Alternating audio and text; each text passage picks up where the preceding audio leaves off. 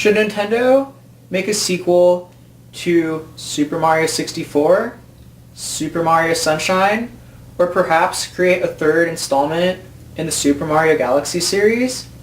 This is going to be a video response to a YouTuber by the name of Nintendo Reviewer, and if you were to ask him, he would say that absolutely yes, Nintendo should make a sequel to any one of those games. In fact, in his video, he refers to those games as the Special 3. Now, if you were to ask me my opinion, I would refer to those games as the Shitty 3. Now, hold on before there's all this fucking fanboy, rage and bullshit and all, that fucking crazy shit. Because I want you to consider something. Tell me, what is it that defines Mario? Think about it. What is it that defines Link in Zelda? Let's start with him. Now, in that game, or many of those games, we're very familiar with things like heart pieces and rupees and shit like that. We'll say, for example, that in the next installment of Zelda, Nintendo decided that they were going to remove the heart system from Link, and they were going to take the rupees and have them be his life system, but those rupees were just like the mushrooms in Mario, so when Link gets a rupee, he grows, he gets hit by an enemy, then he becomes small. Would that make any fucking sense to you? Now, I asked you earlier to think about what is it that defines Mario, and I'll tell you exactly what it is that defines Mario. It's one thing, and that's mushrooms. Now, if you're able to pull the pieces of this puzzle together and where I'm going with this, then you'll have basically figured out exactly what I was trying to get at with the Zelda concept. Why is it that, in Mario 64, Mario Sunshine, and the Galaxy series, they threw the mushroom system out and replaced it with a health bar, and basically coins all of a sudden became life for Mario? I don't have a definite answer, but I certainly have my suspicions. And not too long ago, I read an article on the internet, which I will include in the description box, about the way Nintendo wants to handle their franchises. And basically what this article goes on to explain is that Nintendo wants to use their creativity and then bring their innovative concepts from that creativity and implement them into already existing franchises, such as Mario. Now, in the Nintendo Reviewer's video, he goes on to explain why he defines those games as the Special 3, and what he says is basically that those games are exceptional because they utilize the systems in which they came out on to their maximum potential. They really show what those particular systems were capable of. Now, if that is true, and keep in mind, I don't like those games, but let's just say that that is true.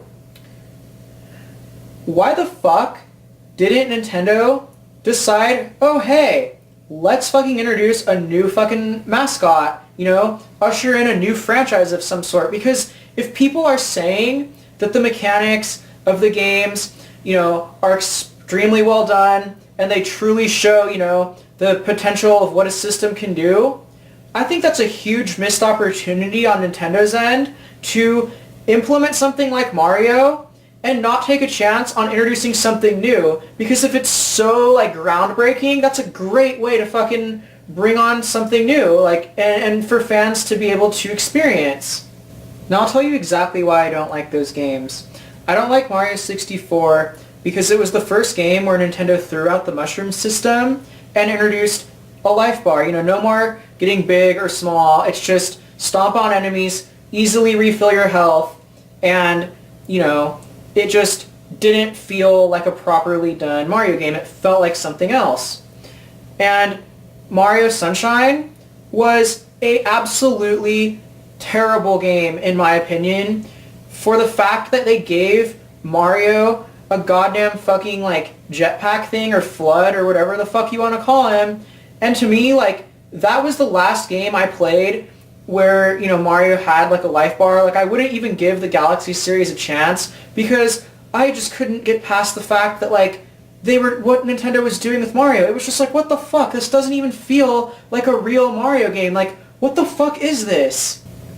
I'll tell you exactly what it is if you haven't figured it out for yourself already.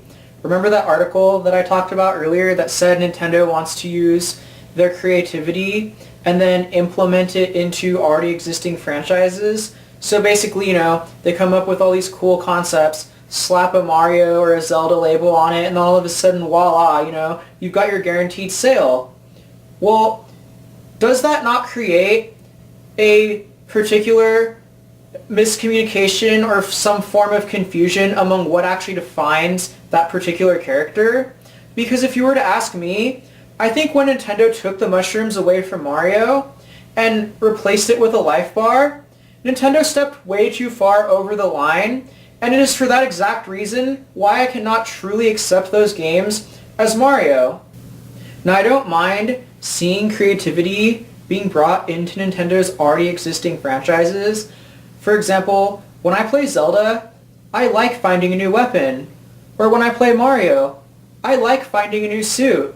But there's a huge difference between bringing in creativity and then going into the foundation of something, altering its structure, and then trying to sell it for something that it's truly not. Because I'll tell you right now, ladies and gentlemen, Mario without mushrooms is exactly like Zelda would be without hearts.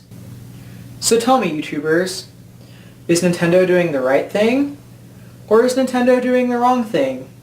Do you want to see Nintendo create new franchises? Or do you want to see Nintendo bring their creativity into their already existing franchises? Would new franchises benefit Nintendo? Or would new franchises hurt Nintendo? That is for you to decide.